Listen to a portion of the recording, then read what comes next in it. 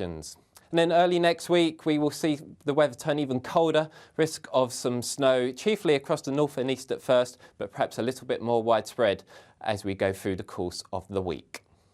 Join me, Camilla Tominey, on Sunday mornings from 9:30, taking the politicians to task and breaking out of SW1 to see how their decisions are affecting you across the UK. Bursting the Westminster bubble every Sunday morning, only on GB News, the People's Channel. Britain's watching.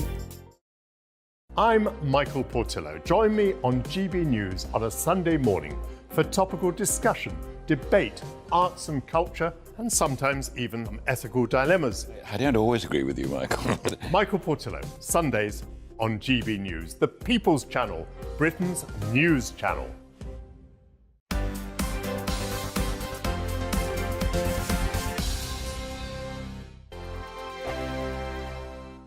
I joined GB News because I was sick and tired of not hearing my views being represented, not just mine, but so many people that I knew and spoke to. I just couldn't get my voice out there. I couldn't say anything, I couldn't do anything. Whatever the narrative was, I kind of had to follow it. GB News is there to provide a voice for those who have been ignored by the establishment media. We think different things, we've got a different style. GB News is here to be optimistic and positive about the future. It's real kind of dynamic and flowing, with the audience very much at the heart of it, like a big family.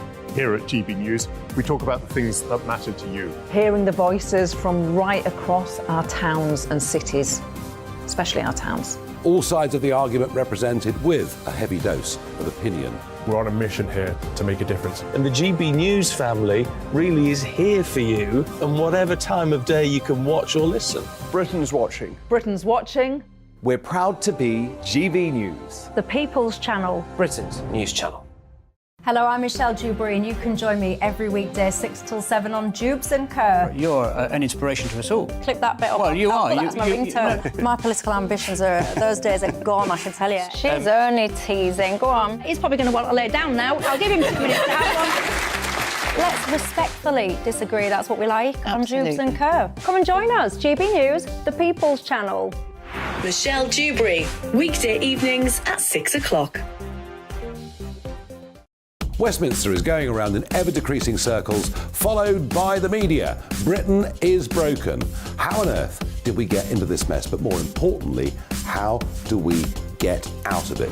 Join me at 7 p.m, Mondays to Thursdays on Farage, here on GB News. We will have open, rational debate. We've got to work out how Britain moves forward from this. Join us here on GB News, the People's Channel. Britain is watching.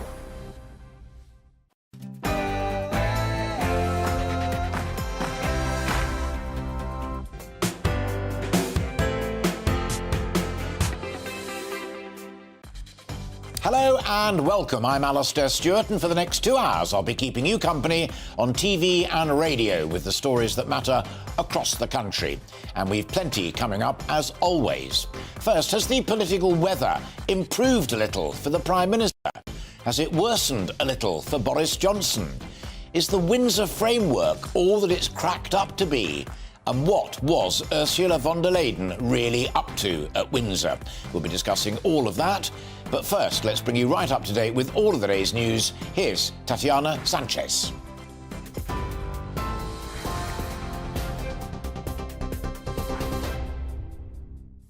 Alastair, thank you very much and good afternoon. This is the latest from the GB Newsroom.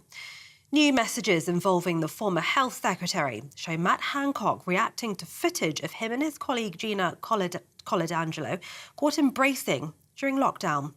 The leaked WhatsApp messages reading "How bad are the photos" was sent by Mr Hancock hours after he'd discovered pictures of him breaching social distancing rules had been published. The messages also show him discussing COVID guidance in place at the time and how he should respond to the media. The correspondence is among more than 100,000 messages obtained by the Daily Telegraph. Boris Johnson is facing fresh pressure after a report suggests breaches of COVID rules in Downing Street would have been obvious to him at the time. The Commons Privileges Committee investigating his conduct during Partygate believes the former PM may have misled Parliament at least 4 times. Mr Johnson says it was his belief all guidance had been followed and that there's no evidence he knowingly or recklessly misled MPs. Former Special Advisor to Michael Gove, Charlie Rowley, told us Partygate is still a distraction for the government, focusing on what really matters. This is why, on the back of the inquiry that published their pre-report yesterday, on the back of messages that we're seeing leaked to the Telegraph that involved the former Health Secretary and the appointment of Sue Gray to the Labour Party as Chief of Staff to Sir Keir Starmer, I think this is why Labour will be happy for the country to be talking about Partygate again, because it is a distraction from allowing the government to tell the public and to deliver on what really matters to people, and that's education in the health service, it's stopping the small boats, it's getting the economy back on track. The government's expected to announce new laws next week to crack down on small boats crossing the Channel. It's thought the new legislation will involve disallowing asylum claims from those who travel to the UK on small boats, as well as banning migrants from returning once removed. The Prime Minister has vowed to stop the boats as one of his 5 priorities. Ambulance strikes planned for next week in England and Wales have been suspended after the government agreed to discuss pay. Tens of thousands of GMB and Unison workers had been due to walk out on Monday and Wednesday. But the unions have called off the action after saying ministers had offered potential pay rises for this year and next year. Charity Age UK has urged the government to step in as it says thousands of elderly people have died as a result of not getting proper care. Figures from NHS England show almost 29,000 requests for people aged 65 and over to be given support in 2021 to 2022 were in fact recorded as having died without any services being provided at all. The charity said the figures amount to over 500 deaths per week. That's 79 a day. The Health Department says it's providing up to £7.5 billion of funding over the next 2 years. The Ministry of Defence says Ukrainian forces defending Bakhmut are facing further pressure from Russia, with intense fighting in and around the city. Military intelligence has said resupply routes out of the town are increasingly limited, with 2 key bridges in Bakhmut destroyed in the last 36 hours. The MOD tweeted, whilst Ukraine's defence is reinforcing the area, the Russian army and private military group Wagner have made further advances into Bakhmut's northern suburbs. While the UK is in for a cold snap next week, with temperatures expected to drop to below freezing. Monday and Tuesday will see lows of -3 in Scotland and -2 in the northwest and northeast of England. Yellow weather warnings for snow and ice are also in place from early Monday morning to late on Tuesday across northern Scotland and northeast England. The Met Office says the conditions are likely to cause some travel disruption as well as power outages. American actor Tom Sizemore, best known for his roles in Saving Private Ryan and Black Hawk Down, has died. Sizemore was placed in a coma in intensive care since suffering a brain aneurysm on the 18th of February. He died in his sleep yesterday in California. He was 61. And the oil used to anoint the king at the coronation on the 6th of May has been made sacred. A ceremony took place yesterday with the chrism oil consecrated in Jerusalem. It was carried out in one of the city's holiest Christian sites, the Church of the Holy Sepulchre. The Queen Consort will also be anointed with holy oil and crowned. This is GB News. We'll bring you more news as it happens. Now it's back to Alastair, Stewart and friends.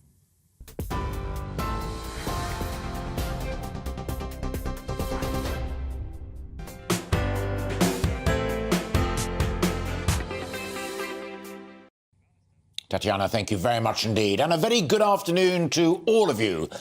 Today, we offer you a mosaic, perhaps a jigsaw of stories, oddly interconnected.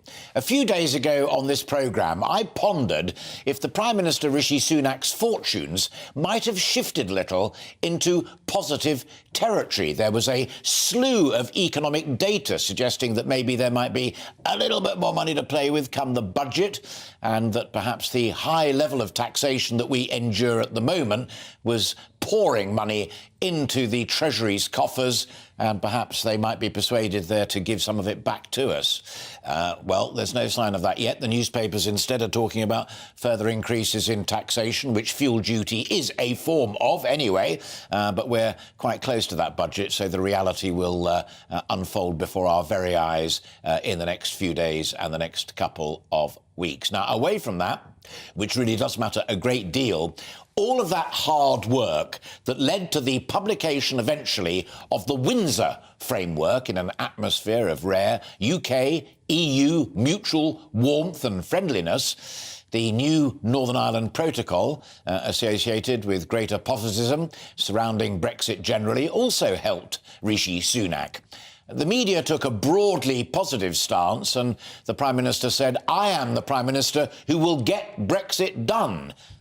Now, who was it who said that once before? I think it was probably Boris Johnson. Anyway, that was Sunak's claim to fame after that gathering in and around Windsor. Now, the usual suspects on his own backbenches bided their time, but in the main put their blunderbusses away. The DUP in Northern Ireland is taking a little longer, plus Partygate, of course, continues to damage Rishi Sunak's predecessor, the UK author of the original Northern Ireland Protocol, and he certainly doesn't like the Windsor framework, which he's made clear over the last few days. Still, his greatest potential challenge, however, must be how Rishi Sunak realises it, on the backbenches remains one Boris Johnson. Shortly, on camera, Boris Johnson faces the privileges inquiry. However, those MPs under the chair of Harriet Harman have already said that Boris Johnson may have misled Parliament multiple times over Partygate. Indeed, members of the Privileges Committee said that they'd seen evidence that, and I quote, strongly suggests COVID rule breaches would have been obvious, that's their word, to Boris Johnson. Now, he, on the other hand, denies it all. Then, in a really bizarre twist to it all, the arch-plotter Machiavelli would not have dreamt up, even himself, Conservative MPs have expressed absolute anger and fury that the Partygate investigator, Sue Gray, has been offered the role of Sir Keir Starmer's Chief of Staff.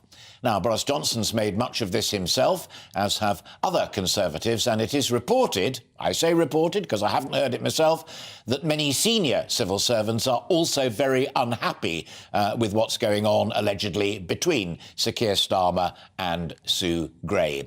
Machiavelli, of course, also said, and I quote, "Fortune is the arbiter of half our affairs. Plot and plan all you want, but there's always the role of a bit of luck or the lack of it."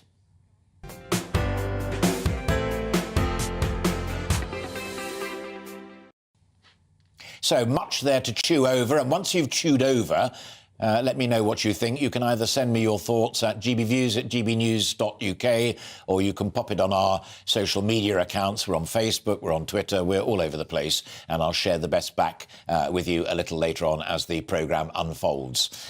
To get that unfolding started, I'm delighted to be joined by GB News political correspondent Olivia Utley, who is sitting here right next to me. Let's start with the bold assertion that I put at the very top of that introduction.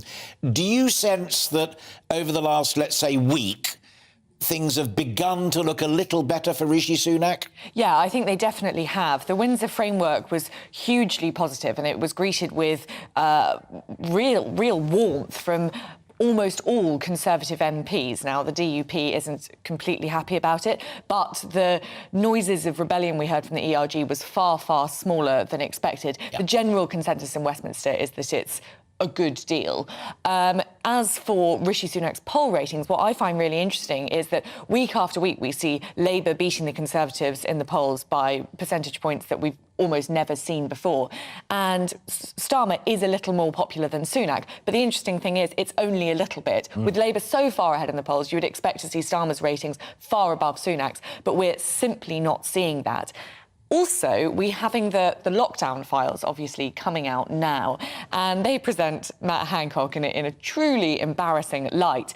But actually, Rishi Sunak is especially today, because it's all about how bad did the kiss and cuddle look. Yeah, I'm embarrassed even talking about it. It's so just awful. But it presents Rishi Sunak in a pretty good light. He's pretty much the only Tory who comes out of it well. He was pushing back against some of the more draconian lockdown restrictions, which everything we've seen subsequently has proved that he was right to have those concerns. And it shows just how much, while all of the pro-lockdown ministers have sort of politicised the situation, Rishi Sunak was just asking, wait, is there going to be a cost-benefit analysis, etc. So Rishi Sunak's stakes have definitely risen in the last few days. I don't think it's too bold at all to suggest that. What about the other truly extraordinary story that broke late yesterday and then overnight in much, much more detail? And that is that Sue Gray, the author of that original, much-awaited report into what actually happened at Partygate with all of the photographs and the rest of it, and she was hailed to the rafters as being one of the most experienced and most brilliant servants ever to have graced Westminster and Whitehall. What was she thinking about to even contemplate accepting the role of Chief of Staff to the leader of His Majesty's opposition? Yeah, well, it feels like a bit of an own goal, both for Keir Starmer and for Sue Gray herself.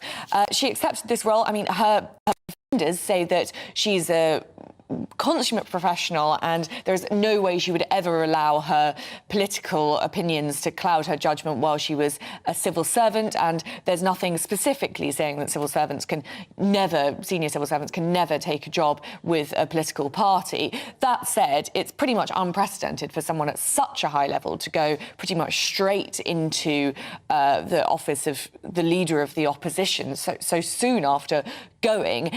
And it does shed, there's a very good piece by Charles Moore in the Telegraph today suggesting that Sue Gray, whether or not her judgment is actually clouded by her political beliefs, the appearance of it matters almost as much. So already we've seen Boris Johnson come out fighting, sounding very bolshy about this interim report into Partygate, saying that it's astonishing that the Privileges Committee are putting so much weight on Sue Gray's report, essentially suggesting that it's invalidated by the fact that she's now gone over to Labour. Then there's this question of, what would Sue Gray herself have done as the ethics investigator? Yeah.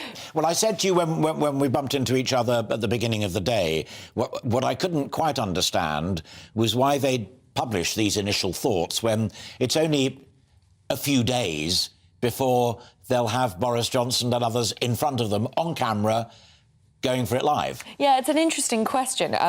And I'm not sure it's a particularly politically savvy move from the Privileges Committee to do this, because Boris Johnson himself and his friends in the party, and let's remember there are still a lot of friends, will say that the timing of it is pretty fishy, and that they are trying to sort of shore up the Sue Gray report at a time when its findings are looking a little murkier than they were when they came out. So, yes, I don't think it's given them a hand. Back to the phones and then come back and chat to us again a little bit later on, if you'd be so kind. But for the time being, thanks for getting it started so brilliantly. Olivia Utley, GB News political correspondent there. Delighted to be joined now by my next guest, an old friend, Kulveer Ranger, who is the former Director of Transport Policy for one Boris Johnson. And there he is. Olivia saying that your former boss and your chum must be pretty hacked off about all of this, because the witnesses are, as it were, almost damaged goods, and he claims very strongly that there is nothing in this document that shows, crucially, that he on purpose misled Parliament. And that's what it's all about now at this juncture. What mood is he in? He's in very confident mood. Good afternoon, Alastair. Look, it's been a hectic week, as you and Olivia have been describing. But what people stepping away from the Westminster bubble, a lot of this noise doesn't really play out into what everyone's daily lives are about. But a lot of people, in fact, nobody in the country could have avoided the name Sue Gray when this was happening, and there was the view of her independence being pushed as she was assessing what actually went on. And then to show that she has quite a deep political leaning and is joining the leader of the opposition as probably his left or right-hand person.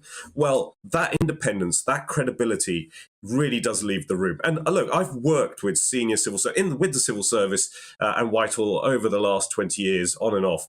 Civil servants are always challenged about independence, but I have to say we do have a fantastic civil service. It is seen as politically independent. It leaves the politics to the politicians, and that's why it has to remain neutral and serve whichever party it is in government. When you see something like this happen, it does upset all of those civil servants, because that questioning of their independence, which generally goes on all the time from all political parties, then gets put into sharp focus and undermines the credibility that they try so hard to retain. So Sue Gray has a lot to answer for, not just in terms of this report and the dark shadow and cloud that she'll bring over the whatever comes out in this report, and therefore Boris and everyone else is quite right to question it, but also across all civil service. He certainly didn't like the Windsor framework, which many people welcomed, and I'm sure it would have really hurt him to hear Rishi Sunak say, "I am the Prime Minister who will get Brexit done." No, look, I spoke to Boris a couple of weeks back, and he's in good mood. He wants to see progress on this. This is what his legacy will be. He was the one who unlocked, if people can remember, look, it's been 7 years since the referendum. We've had 5 prime ministers, if you include Cameron, during that time. And Theresa May was absolutely jammed up with not being able to progress this. He unlocked this. He did get this done. He will go down as the Prime Minister that got Brexit done. Now it's about making sure it sticks. And obviously, Rishi has a big job to do there. The Windsor framework, I think Boris will be wanting to keep the deal honest, Brexit honest. It is about sovereignty. And yes, Rishi has achieved quite a significant political achievement here. But as David Frost said, who was our main Brexit negotiator, it still leaves a significant amount of lack of sovereignty over part of the United Kingdom and Ireland, and Northern Ireland. So we have to question it. We have to ensure that what people wanted is still delivered in the long term. But I do welcome, and I think Boris will welcome, that if there is greater cooperation being the critical word here, Alastair, around things like energy security, data sovereignty, how we're looking at illegal immigration, that is welcome. But we want cooperation. We don't want to affect our sovereignty and regulation. Do you sense that Rishi Sunak is sailing into slightly calmer waters as we speak? I think Rishi Sunak as Prime Minister needed this. Rishi is a technocrat, that is undeniable, and he's demonstrated his political craft by working on this deal. So bravo to him on that. But he's not a populist. Boris is the ultimate populist politician, and Rishi does need to develop some populism, because as we can see by the polls, the Conservative Party is struggling with the country, and he needs to develop that touch with the population. He will do that by achieving progress politically. If this is great, if this is progress, and it is progress for him, then it looks good on him as Prime Minister, it looks good on the government. I think the question really comes down to is, how does this deal, but also how does the country develop from the economic perspective? He has challenges. He's committed to his mandates of looking to cut inflation by half by the end of this year, looking at growth through the economy, looking at delivering the improvements in the NHS and the illegal boats that he needs to solve the very concerning matter about. These are the things that he will need to deliver on, and I think what will keep people occupied over the coming weeks and months before we do head into a potential election, which does need to happen at least by the beginning of 2025. But, nobody can look that far into the future, Alastair, but it does look like late 2024. Cool, always a pleasure. Thank you very much indeed for sharing so much of your time with us this Saturday here on GB News. Keep in touch. Always a pleasure to talk to you. Thank you very much indeed. That's Kulveer Ranger there, the former Director of Transport Policy for Boris Johnson, with his candid and honest views on how fares it for Boris Johnson and how fares it for Rishi Sunak. Now, I'm delighted to be joined by another good friend and friend of this programme as well. That's Bob Neill, who is the chair of the Justice Select Committee and Conservative Member of Parliament for Bromley and Chislehurst. And there he is. Bob, great to see you. Thank you very much indeed. Pleasure, Alastair. Good to see you. You were a supporter of Rishi Sunak from quite early on. Do you think that the weather has improved significantly for him right now? I think it has improved a lot. Obviously, there's still work to do. But I think the fact that he is straightforward, that he's a hard grafter, that he gets across the detail, and actually that he has a good manner in negotiating with people, I think is starting to pay dividends. And I think we will see that more as the rest of the this year works through and into next year. He's got, I think, the right basics. We've got to get away from the sort of the personality drama that has lost the Conservative Party a great deal of credibility. What we actually want is competence. Technocratic competence is actually a good thing. And what we want is simply to get on with delivering the things that matter to people. They're not interested in dancing on the head of a pin about legalistic arguments. Sure. They actually want things done. And I think that's what Rishi is achieving. Do you also sense that there is a truth in Tory circles that whatever is not good news for Boris Johnson is potentially good news for Rishi Sunak? Well, I think, in a sense, Boris is a former Prime Minister. That game has moved on. There's no vacancy. There isn't going to be this side of a general election, and anybody who thinks otherwise should get that out of their head straight away. It's pretty clear that one of the reasons the public has got fed up with the party is that sort of rotating door. Let's get on with doing the job. We've got some really big economic challenges to tackle. We've got to sort out cost of living issues. We've got to sort out things with the NHS. And indeed, we've got to sort out the boats. So if he's able to get practical solutions to all of those things, I think the great advantage with the Windsor framework is that he's found a solution which is workable and practical, which I think will make a big difference for people's lives. And above all, will, I hope, prevent any return to violence, which is the most important consideration. He's done that in a very calm and measured way that I think has really improved relations with our neighbours in the EU, and I think that's the way that he's coming across on the world stage generally. I think that will help us in other negotiations too. Understood loud and clear. Final question, and conscious of the fact that you are a lawyer as well as the chair of the Justice Select Committee. It's something I've been giving quite a lot of thought to, both in a legal and political sense, but also in a constitutional sense. Is it right for Dominic Raab to meet with the victims of crime when the perpetrators of those crimes are having probation considered? It is a difficult one, actually. I understand why, in human terms, any politician wants to do it, because obviously the impact of crimes upon victims, particularly when people are coming up for parole release, for example, in sensitive cases, is a very real one. And when we did, as a committee, did scrutiny of the government's proposed victims bill, which I hope Dominic will bring forward quickly, and now we did want to give them a better and more effective role in the process. But I think the concern that you and I will both have is you've got to be careful to do that in a way that you don't appear to prejudge the issue. And what has happened is that the Secretary of State has taken a greater and more personal role in the parole decisions. That arguably makes it harder to avoid that risk of being seen to prejudge. I think that's the problem. Sir Bob, always a pleasure. Thank you very much indeed for your time and for those answers as well. Great to see you again, and have a lovely weekend. Thank you very much indeed. It's Bob Neal there, MP and Chair of the Justice Select Committee and Conservative Member of Parliament for Bromley and Chislehurst. So what about the numbers then? Next up is Joe Twyman. Joe is a polling journalist and co-founder of Delta Poll. How do you think the weather is treating Rishi Sunak right now? Is it getting slightly better for him? Olivia was making the point that in terms of voting intention, Labour remain a country mile ahead of the Conservatives. But as far as Sunak versus Starmer's concerned, it's a much closer affair.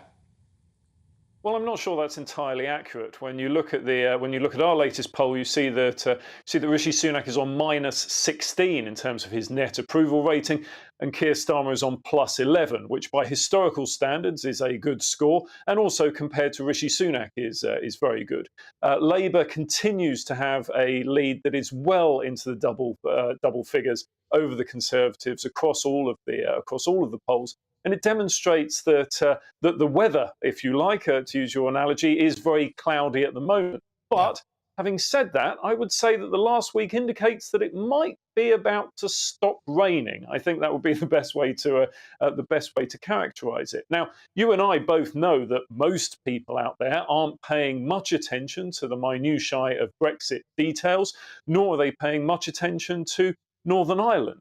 But it is the case that the Windsor framework was a good news story for the Conservatives, and they really haven't had that many, particularly since Rishi Sunak came to Downing Street. And individually, stories like that don't have much of an impact. But if that can, and I do stress can, be combined with a following good news story perhaps next week on small boats, some better indications around the budget on the economy, and then something on the cost of living with regards to energy prices, that could start to form the kind of momentum that turns into a broad narrative of competence and success that could, if not improve the position of the Conservatives, then certainly stop the rot. Do you think the Sue Gray thing is a misjudgment on Starmer's part?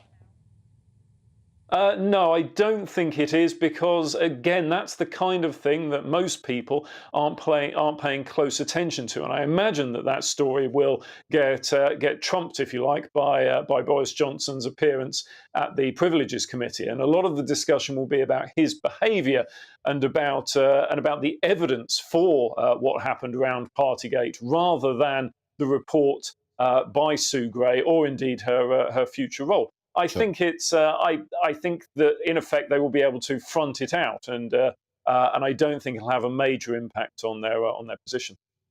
How fascinating. Well, let's talk about it once those hearings start, and that's, as I said to Olivia, within the next few days or so. Always a pleasure. Joe, thank you very much indeed. Joe Twyman there, polling journalist and co-founder of Delta Poll, with his views on the political weather, and Sue Gray and the rest of it. You're watching and listening to Alastair, Stewart and Friends here on GB News TV and radio and online, with lots more coming up on today's programme, including the Duke of Sussex. We'll be answering questions from members of the public later on, and a live stream to promote his memoir, Spare.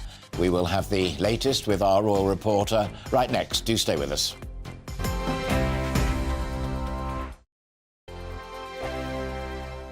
It's all about family, being in people's living rooms, all the interaction and getting to know who our viewers and listeners are. When I was young, my dad used to say, "Nana, stop arguing." I wanted an outlet that would enable me to give my opinion. People are going through a really hard time right now, and I know that you don't feel like you're being listened to by the establishment. I came to GB News because it's the People's Channel, and I want the audience to have their say on the events of the day. We're dynamic. We do something different. Democracy shows that the wisdom of the nation is in its people. I get to travel to find out what the story is from a personal perspective. The British people aren't fools. We know when we're not being told the full story. We've got to work out how Britain moves forward from this. It's the best country in the world. The establishment had their chance. Now we're here to represent your views. Britain's watching. Britain's watching. Britain's watching. We're proud to be GB News, The People's Channel. Britain's news channel. Hi, Andrew Pierce here. Join me every Friday lunchtime for a proper no-nonsense debrief of the week's events. With special guests in the studio and the GB News team on the ground, I'll be getting you up to date with news, some intelligent discussion and my own sharp take. The weekend starts here with me every Friday lunchtime on GB News, the People's Channel, Britain's news channel. I'm Andrew Doyle. Join me at 7 o'clock every Sunday night for Free Speech Nation, the show where I tackle the week's biggest stories in politics and current affairs with the help of my two comedian panellists and a variety of special guests. Free Speech Nation, Sunday nights from 7 on GB News, the People's Channel, Britain's news channel. Join me, Patrick Christie's, Monday to Friday, 3 till 6. We tackle the day's news agenda like you've never seen before. It's high tempo, high octane, the most controversial topics, and the best guests. You will not be able to take your eyes and ears off it. I'm not afraid to ask the questions that you really want answered. 3 till 6 p.m, Monday to Friday on GB News, the People's Channel, Britain's news channel.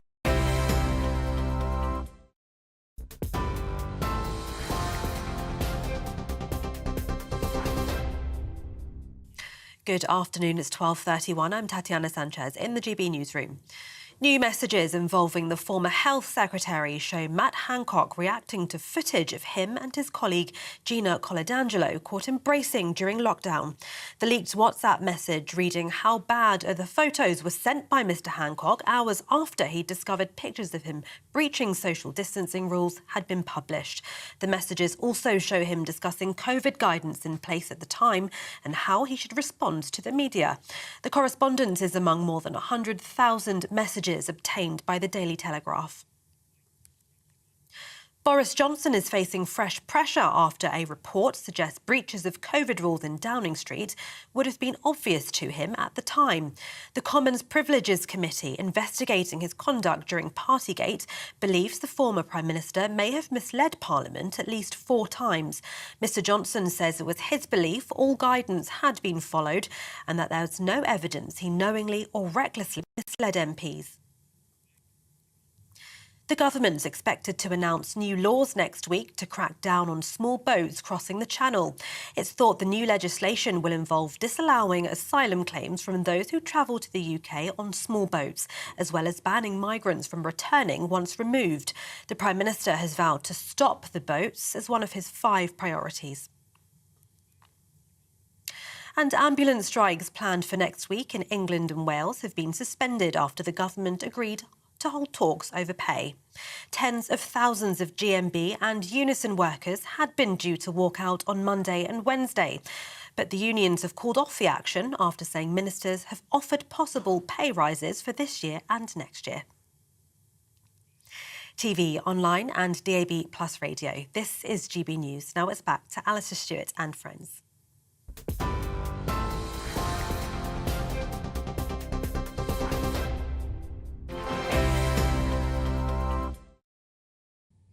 Tatiana, thank you very much indeed. The Duke of Sussex, Harry, will be taking part in a live stream Q&A with members of the public to promote his memoir Spare in an intimate event on discussing, quotes, living with loss and personal healing. Joining in that discussion is Dr. Gabor Mate, who is a Holocaust survivor and trauma expert. And the Daily Mail is not alone in putting the boot into him today. He defended Corbyn, Hamas terrorists. All drugs should be legalised, he says, and will want to talk in intimate detail about Prince's childhood. It's another example of Harry not getting good advice or getting good advice and ignoring it. Yes, I think you do have to question perhaps why this particular guy, Gabor Mate, who is a trauma expert, was chosen by the Sussex team and Penguin Random House to do this Q&A with the Duke of Sussex. Clearly, the Prince is no longer a working member of the royal family and he has to make his own commercial decisions now. And perhaps it was thought that because he is a trauma expert, they can talk at length in detail about the childhood trauma clearly Prince Harry experienced following the death of his mother, Diana, Princess of Wales, in 1997.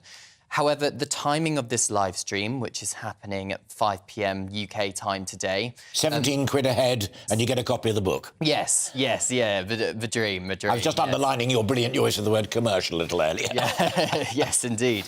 I mean, it's understood, actually. Clearly, it's the fastest-selling non-fiction book of all time, his memoir. Yeah. However, it's understood that there was a lot of sales in the first week, but now there's a lot of books still sat in a warehouse. So perhaps this is their plan to try and shift a lot of these books by saying, if you want to join the live stream... I think that's fascinating because it also... I mean, it's not been a great few days with Frogmore and ongoing debate about attendance at Coronation and whether spoiling Dad's big day or not.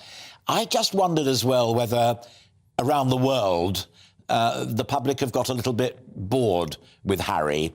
And the other thing that makes it particularly difficult for him is that the Prince and Princess of Wales are playing an absolute blinder at the moment on early years education, on hospices and what have you. And Camilla, Queen Camilla, is also playing an absolute blinder with poetry, child literacy, the 500-word competition that the BBC are running to get youngsters writing and what have you. I mean, he's really up against a sterling performance from other members of the royal family now. Oh, absolutely. And a lot of people ask me in my job, why do we still give so much airtime to the Duke of Sussex? And the fundamental point here, Alastair, is he is still, like it or hate it, he is still fifth in line to the throne. He is still a councillor of state who could potentially be asked to deputise for the king if he is ill or going abroad, as the king is going abroad, of course, later this month for his first state visit. And he's still the king's son. So, like him or loathe him, there's still perhaps a national and public interest in Prince Harry, Duke of Sussex. You're right, of course. Working members of the royal family have been doing sterling work, and we do give that a lot of airtime as well. But the timing is significant, as you mentioned, of course, that a spokesperson for the Sussexes confirmed to me this week that Prince Harry and Meghan have been asked to vacate Frogmore Cottage, we think around the time of the coronation. So the big question is Prince Harry going to address this in his live stream a little bit later on today? Because they have earned a great deal of money, or whether they've earned it or not. But anyway, they've made a great deal of money, and they spent a lot on the refurbishment of Frogmore, didn't they? Yeah, they did. £2.4 million.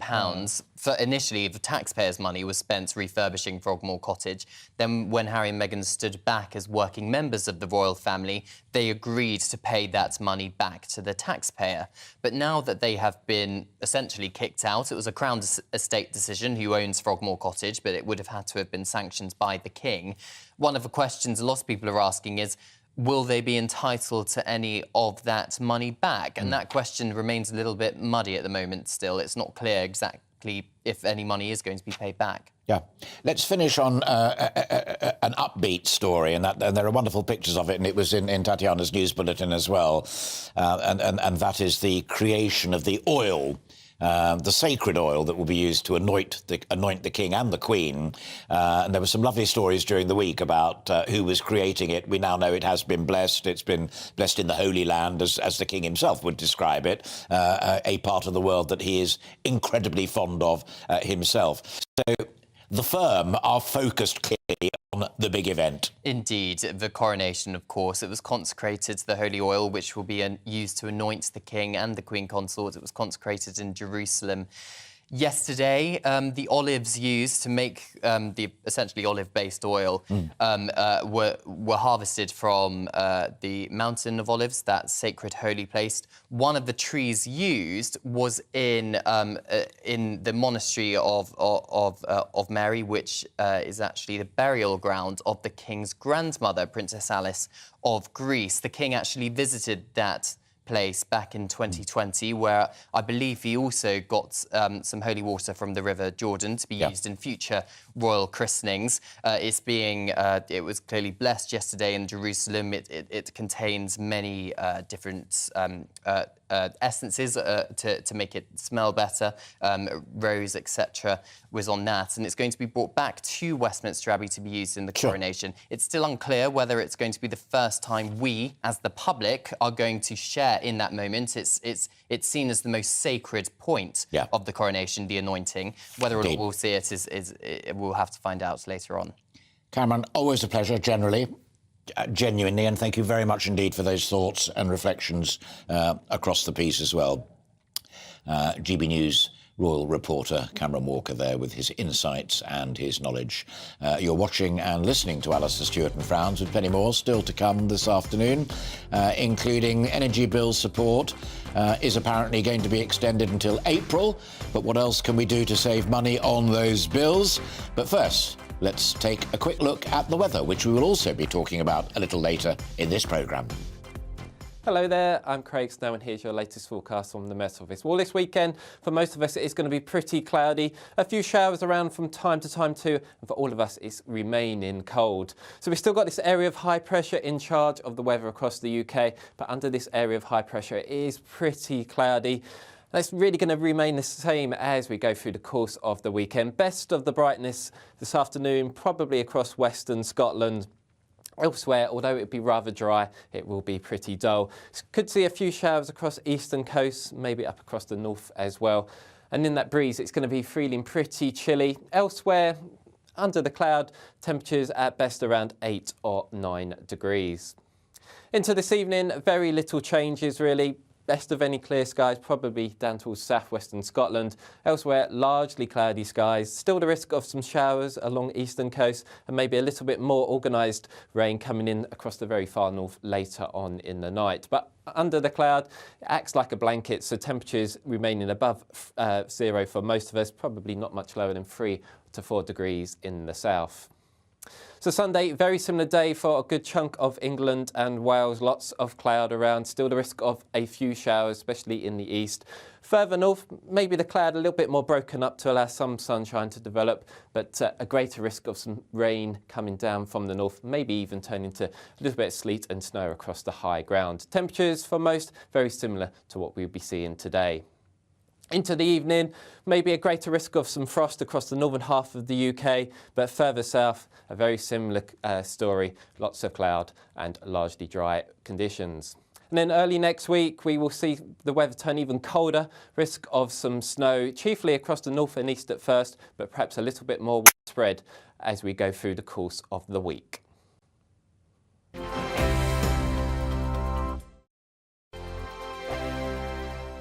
I joined GB News because I was sick and tired of not hearing my views being represented, not just mine, but so many people that I knew and spoke to. I just couldn't get my voice out there. I couldn't say anything. I couldn't do anything. Whatever the narrative was, I kind of had to follow it. GB News is there to provide a voice for those who have been ignored by the establishment media. We think different things, we've got a different style. GB News is here to be optimistic and positive about the future. It's real kind of dynamic and flowing, with the audience very much at the heart of it, like a big family. Here at GB News, we talk about the things that matter to you. Hearing the voices from right across our towns and cities, especially our towns. All sides of the argument represented with a heavy dose of opinion. We're on a mission here to make a difference. And the GB News family really is here for you, and whatever time of day you can watch or listen. Britain's watching. Britain's watching. We're proud to be GB News. The People's Channel. Britain's news channel. Hello, I'm Michelle Dewberry, and you can join me every weekday 6 till 7 on Jubes and Kerr. You're an inspiration to us all. Clip that bit up. Well, you are. That's my ringtone. My political ambitions those days are gone, I can tell you. She's only teasing. Go on. He's probably going to want to lay down now. I'll give him 2 minutes to have one. Let's respectfully disagree. That's what we like on Jubes and Kerr. Come and join us. GB News, the People's Channel. Michelle Dewberry, weekday evenings at 6 o'clock. Westminster is going around in ever-decreasing circles, followed by the media. Britain is broken. How on earth did we get into this mess? But more importantly, how do we get out of it?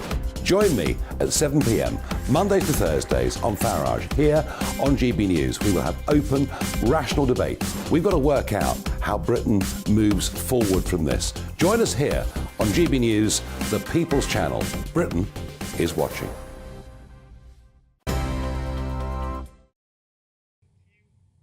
You're watching and listening to Alastair, Stewart and friends here on GB News TV and radio, and thank you very much indeed for so doing. The cost of living crisis seems to be here for the long haul, and many households across the country are still struggling to make ends meet with the rise in bills, and particularly bills for food buying.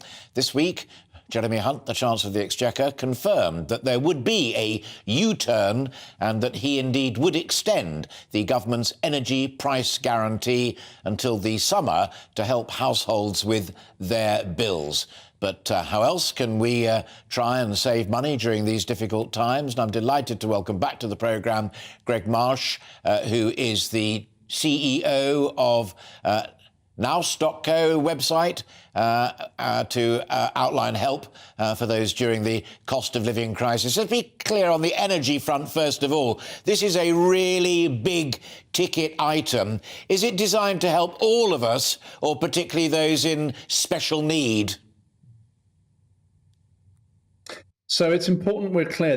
There are unfortunately three different things going on in the energy market at the moment, including, of course, gradually, hopefully, falling prices. The first is the price guarantee, the energy price guarantee. Now, that is still due as things stand, to move from £3,000 from 2,500 to 3,000 next month. The effect of that is that bills would increase for an average family by about £500 a year. We are now hearing rumours, not yet confirmed, that that will be continued at the current level, that £2,500 level, as part of the budget, or at least before April. If that indeed happens, that will be a benefit to all families. The second thing is the price cap. At the moment, the price cap is more than the energy price guarantee, which means the price cap doesn't matter. However, if the energy price guarantee does go up, as it's currently expected to, then of course the price cap starts to matter more. And the price cap is set by Ofgem, the regulator, based on what they expect to happen to energy prices in the wholesale market. The idea is to protect us from sudden increases in the cost of fuel and energy.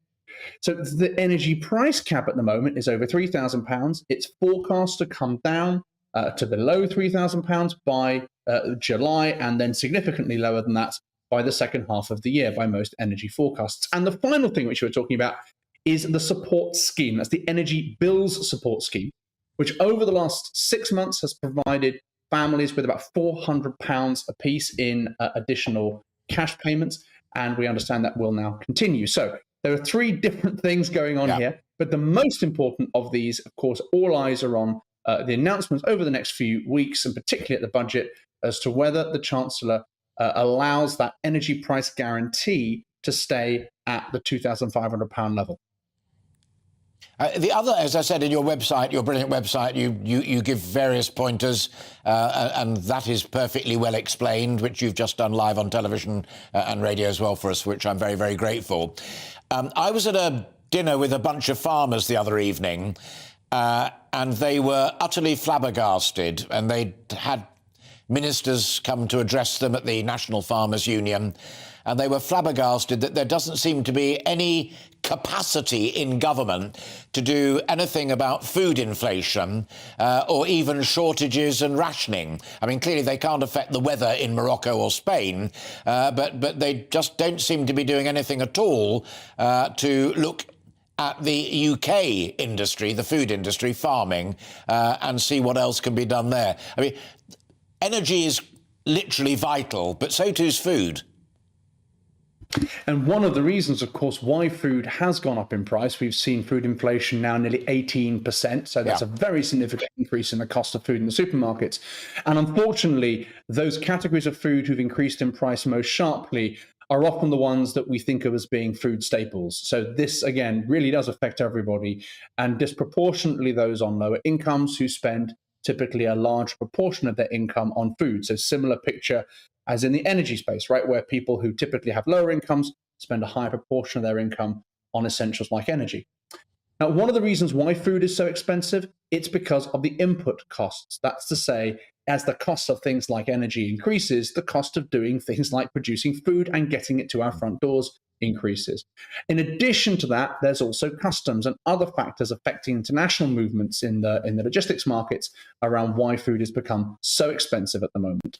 We can hope cautiously, optimistically, that over the next 12 months, some of those factors will come off the boil. But unfortunately, this is the punchline. You know, I think there's a. You said right at the top, Alastair, that the cost of living crisis is here to stay.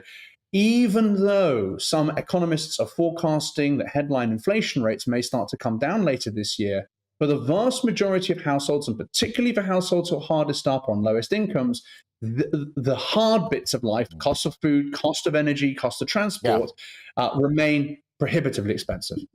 And Greg, as both of us always like to explain to people if they're prepared to listen to us, a decline in the rate of inflation doesn't necessarily mean a fall in prices. It simply means the rate at which prices are going up is slowing down.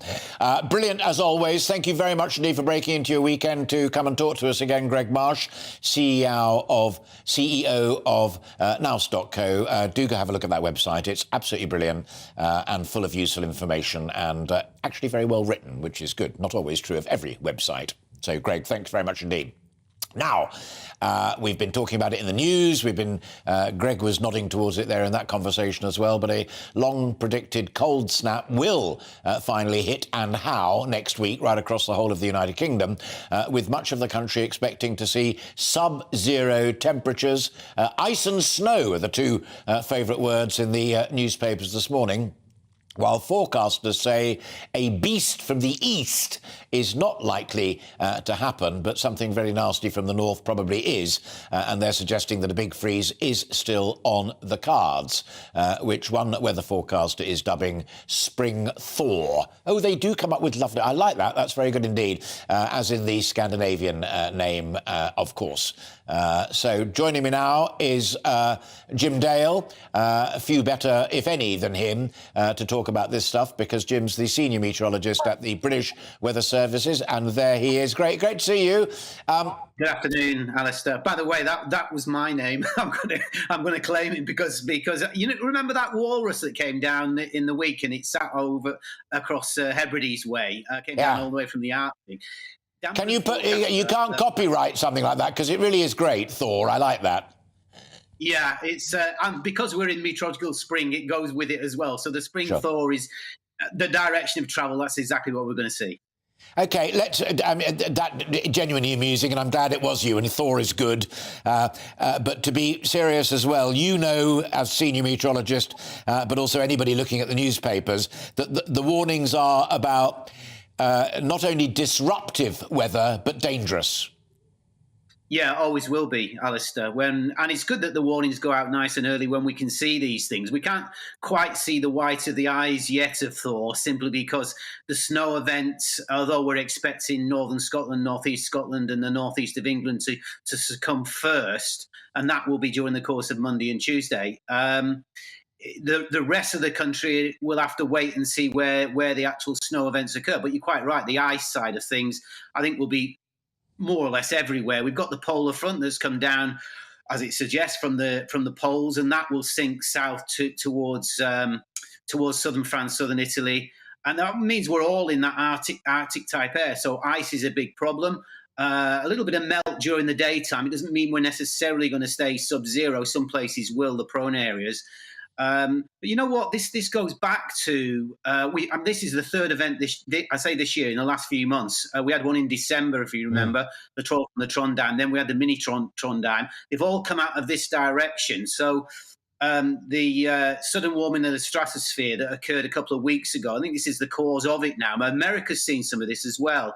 So these kind of events, although we don't often see the snow and the ice so late in the season for the most part, it seems that this year we're seeing, after a very mild February, we're seeing our lion's share coming on the doorstep now. And if it's that widespread, as you rightly say, Jim, then what I was talking to Greg Marsh about, and food inflation and rationing of stuff that's grown in Morocco or grown in Spain, sadly, that's only going to get worse. Yeah, really, energy, food, join the dots. The weather is always somewhere behind that. I'm a big believer. I gave you the book last time I was sitting in the studio with you, whether or not. If you read through that, you'll recognise how many times the weather impacts upon us. And of course, we can talk health and well-being. We can talk maybe in time sports events and things like this. There's the knock-on effect. Let's be brutal about it. The weather governs us, not the other way around. We have to face it. We have to do the right things in it.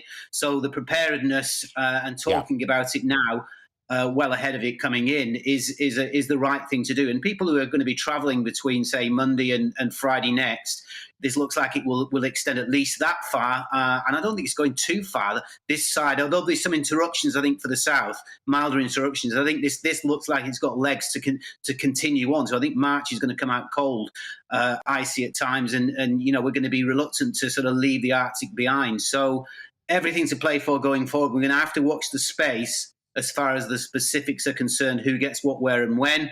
If you remember the troll from the Trondheim, what it did down in the London area, the M25 and those areas, you know, a couple of hours of snow and hey presto, everything grinds to an halt. We've got to watch the space on this one as well.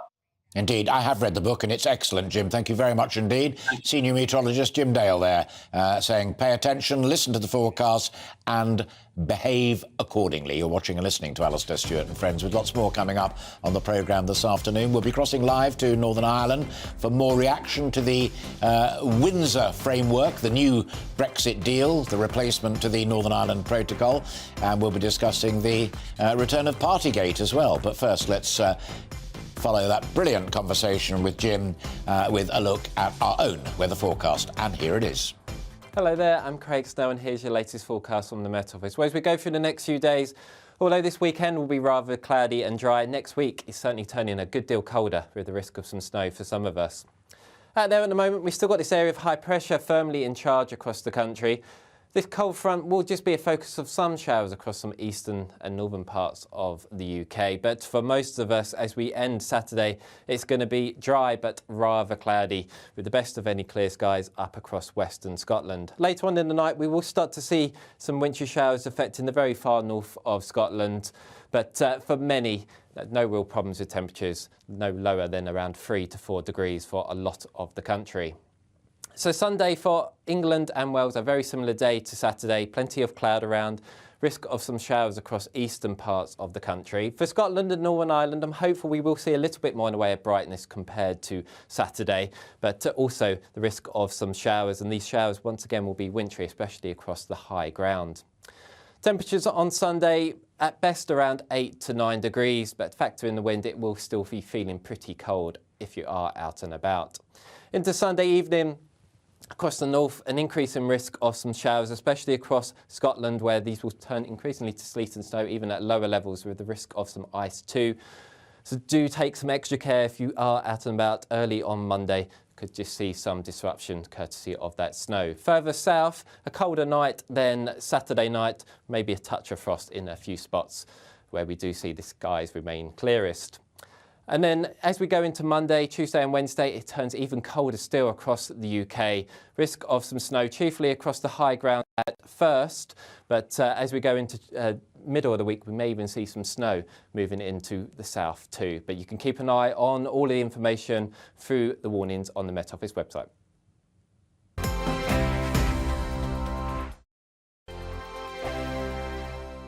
First and foremost, I am a GB News fan, and I was before I was working here. Just love the fact that we're asking the questions that a lot of establishment media won't ask. With a bit of a twist, we not only want to inform you, but we want to keep you entertained. It's worth the drive because you get in and the team's all ready and waiting, they're itching to go, and it's a proper little family. GB News is the people's channel. It's the audience that makes the programme sing. We're giving our viewers and our listeners a voice. I see the thousands of your letters, tweets, emails, you name it, coming in. Britain is broken. How on earth did we get into this mess? But more importantly, how do we get out of it? The establishment had their chance. Now we're here to represent you. It's time for something different. It's time for GB News. I'm very patriotic. I believe in Britain. Our best days lie ahead. Britain's watching. Britain's watching. Join us here on GB News. The People's Channel. Britain's news channel. Monday to Thursday, 9 p.m. till 11 p.m. Join me, Dan Wootton. I'll bring you the sharpest takes and hottest debates. Do you not believe in prison? I don't believe in prison. I'm completely stunned. I guarantee you there'll be no spin, no bias, no censorship. I actually was personally quite offended by it. And no reason to go to bed. So I guess they've always been quite woke. That's Dan Wootton tonight on TV, radio and online. Monday to Thursday from 9 p.m. till 11 p.m. on GB News. The People's Channel, Britain's news channel. I'm Simon Evans. Join me on GB News for Headliners at 11 p.m. What's the scoop? I'll be joined by two of the country's top comedians. That's right. As we take a look at tomorrow's newspapers tonight. We're going to get into trouble. If it's a big story, we'll be covering it. Spill some tea on him. There we go. But we'll also have some fun. I wouldn't stick up a bank. My father didn't love me. So anyway. Headliners every night from 11 on GB News, the People's Channel, Britain's news channel.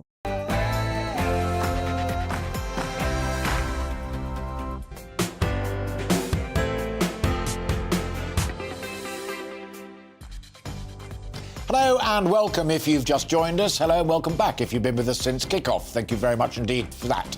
I'm Alastair Stewart, and we are into the second and final hour of our programme, keeping you company here on TV and radio with plenty more still to come, including more on the post-Brexit Windsor framework, on Partygate and lockdown files and all of the rest of it. Plus, we'll be discussing the concerning figures that reveal that thousands of older people have died without receiving proper care. All of that to come, but first let's bring you right up to date with all of the day's news. Here once again is Tatiana Sanchez.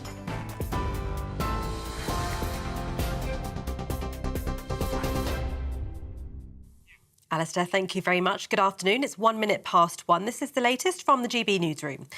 New messages involving the former Health Secretary show him reacting to footage of him and his colleague, Gina Coladangelo, caught embracing during lockdown. The leaked WhatsApp message read, "How bad are the photos?" that was sent by Matt Hancock hours after he discovered pictures of him breaching social distancing rules had been published. The messages also show him discussing COVID guidance in place at the time and how he should respond to the media. The correspondence is among more than 100,000 messages obtained by the Daily Telegraph. Boris Johnson is facing fresh pressure after a report suggests breaches of COVID rules in Downing Street would have been obvious to him at the time. The Commons Privileges Committee investigating his conduct during Partygate believes the former Prime Minister may have misled Parliament at least 4 times. Mr Johnson says it was his belief all guidance had been followed and there's no evidence he knowingly or recklessly misled MPs. Former Special Advisor to Michael Gove, Charlie Rowley, told us Partygate is still a distraction for the government, who should be focusing on what really matters. This is why, on the back of the inquiry that published their pre-report yesterday, on the back of messages that we're seeing leaked to the Telegraph that involved the former Health Secretary and the appointment of Sue Gray to the Labour Party as Chief of Staff to Sir Keir Starmer, I think this is why Labour will be happy for the country to be talking about Partygate again, because it is a distraction from allowing the government to tell the public and to deliver on what really matters to people, and that's education in the health service, it's stopping the small boats, it's getting the economy back on track. The government's expected to announce new laws next week to crack down on small boats crossing the Channel. It's thought the new legislation will involve disallowing asylum claims from those who travel to the UK on small boats, as well as banning migrants from returning once removed. The Prime Minister has vowed to stop the boats as one of his priorities. Next week's ambulance strikes in England and Wales have been suspended after the government agreed to hold talks over pay. Tens of thousands of GMB and Unison workers had been due to walk out on Monday and Wednesday. But the unions have called off the action after saying ministers had offered potential pay rises for this year and next year. Charity Age UK has urged the government to step in as it says thousands of elderly people have died as a result of not getting proper care. Figures from NHS England show almost 29,000 requests for people aged 65 and over to be given support in 2021 to 2022, were in fact recorded as having died without any services being provided at all. The charity said the figures amount to over 500 deaths per week, that's 79 a day. The Health Department says it's providing up to £7.5 billion of funding over the next 2 years. The Ministry of Defence says Ukrainian forces defending Bakhmut are facing further pressure from Russia, with intense fighting in and around the city. Military intelligence has said resupply routes out of the town are increasingly limited, with 2 key bridges in Bakhmut destroyed in the last 36 hours.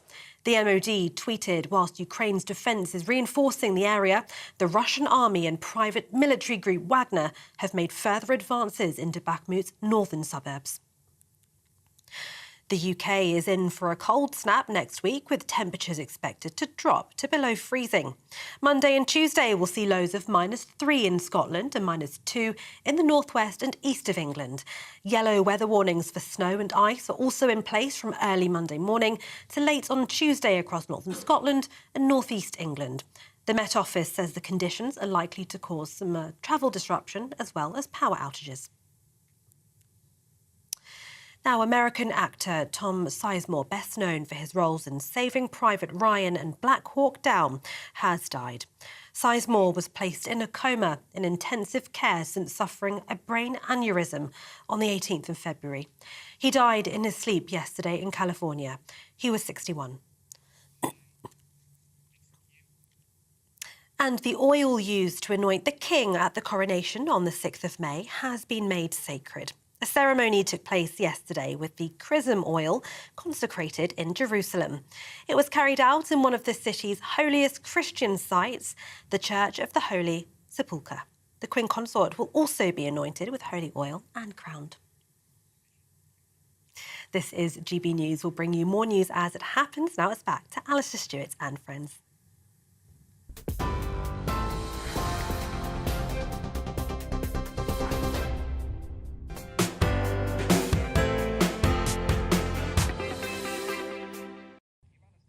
Tatiana, thank you very much indeed. Boris Johnson said he would find it very difficult to vote for Rishi Sunak's new Brexit deal. The former Prime Minister claims that the deal is not about taking back control, while backing for the new Prime Minister's deal, the Windsor framework, remains uncertain. Many are concerned over the King's meeting with the European Union's Ursula von der Leyen, deeming it to have been something of a political trap. Well, I'm delighted to be joined now by a good friend of mine and of this programme, and that's Rafe Heidel-Mankou. Rafe is a royal broadcaster and commentator and no mean historian and constitutionalist himself. Oh, very, very good to see you. This clearly mattered enormously to Ursula. The location, the imagery, I hate the word optics, but in this case it's spot on. She, as the president of the European Union Commission, desperately wanted to be seen, as it were, on a par with the King, who is a head of state. She is not head of state, even if there are those within the European area who'd love the EU to become ultimately a superstate. She isn't that yet, but she wanted to be seen rubbing shoulders with King Charles.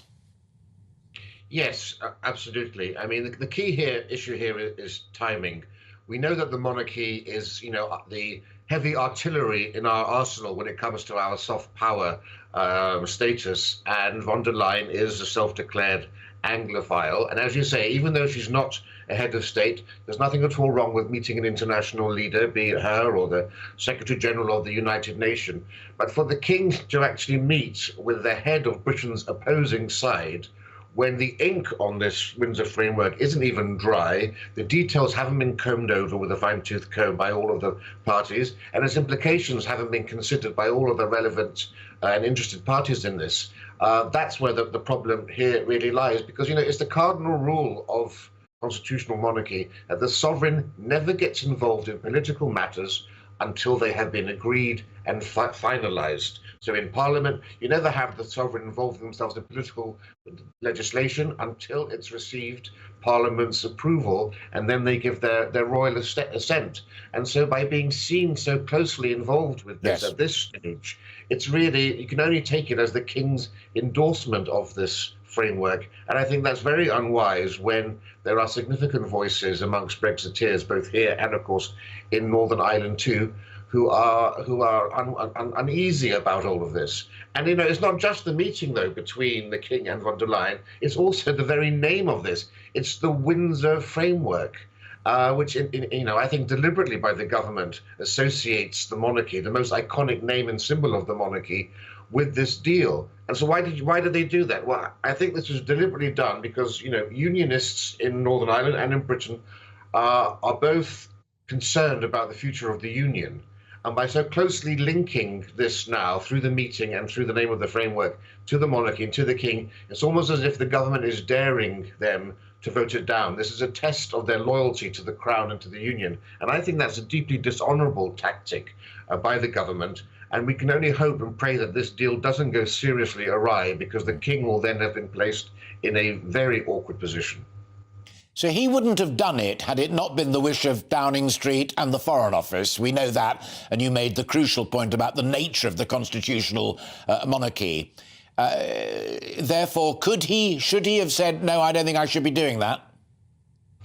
Well, yes. I mean, there is a broader issue here, and it's that there seems to have been some, over the last few decades, I should say, a loss of institutional memory within the royal household. Traditionally, courtiers and members of the royal household were almost born to the role. They were fully drenched in the crown and the constitution. But in recent years, we've seen a lot of important offices in the palace being occupied by very talented people who've come from the private sector or who've come from other government departments and perhaps aren't quite as savvy on the importance of the constitution and the monarchy.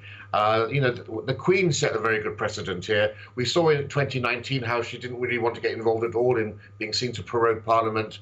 I think a lesson will have been learnt by the King and his courtiers after this. We know that only 8% of the public actually think this is a big deal, which is good on one side.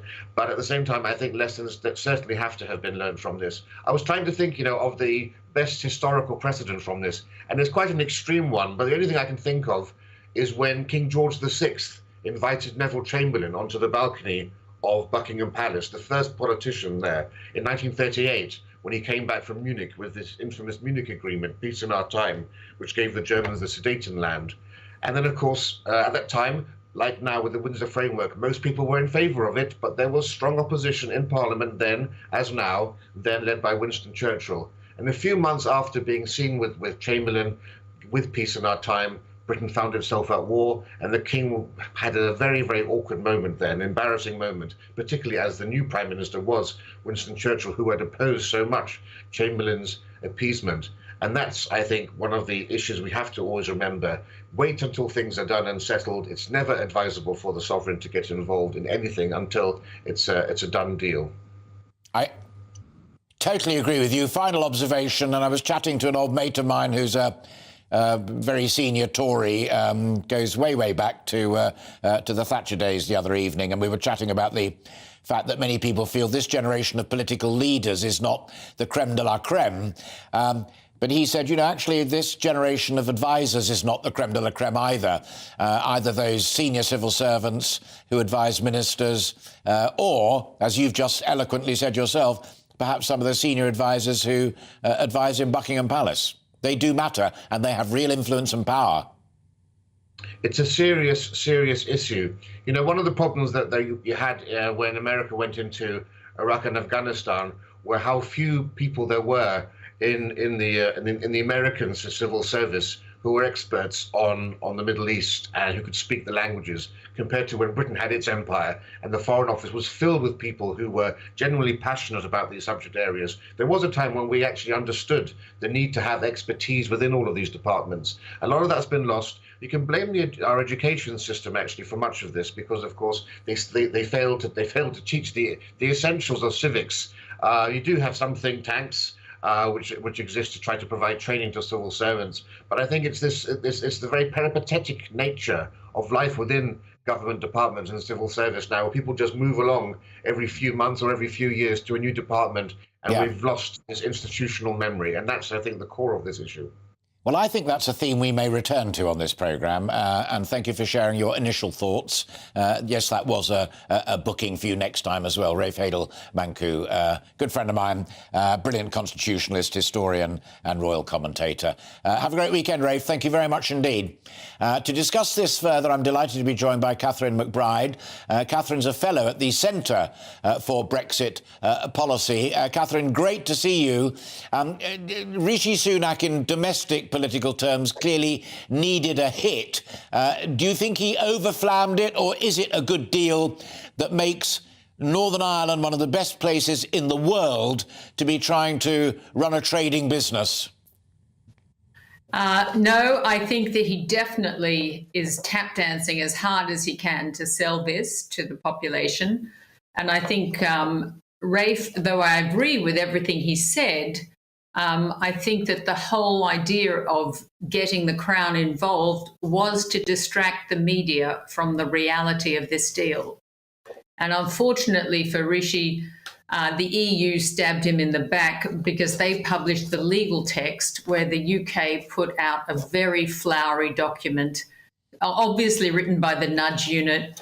It told you how bad the present protocol is, and then the sunny uplands of how what they're doing is going to change that. So Rishi was trying to stab Boris in the back, I suppose, by explaining how bad the present protocol is, and then the EU stabbed Rishi in the back by actually publishing what he's signed up to. And it is not what he's selling. If it was true, if the red and green lane will remove, I think this is a direct quote from him, all sense of a border in the Irish Sea, then that technology can be used at the real border. I mean, if it's that good and there's no sense of a border, then put it where it belongs, on the road between Belfast and Dublin. But he's not going to do that, and the EU aren't going to do that, because this whole thing is about control. It's about controlling the UK. They have put something called the Joint Committee into this, and the Joint Committee will be able to relieve us of any small privileges they've deigned to give us. We are still, or Northern Ireland is still definitely under EU control. And I cannot believe that he has said that in Parliament, you know. Sure. Well, one of the other points that Johnson made when he made it crystal clear he didn't like it either, and it's echoed in the Telegraph this morning, is that on the sovereignty test, because of the continuing role of the European courts, which you'd expect with a single market, that's just entirely logical, but it fails miserably on the sovereignty test. Do you agree with that, Catherine?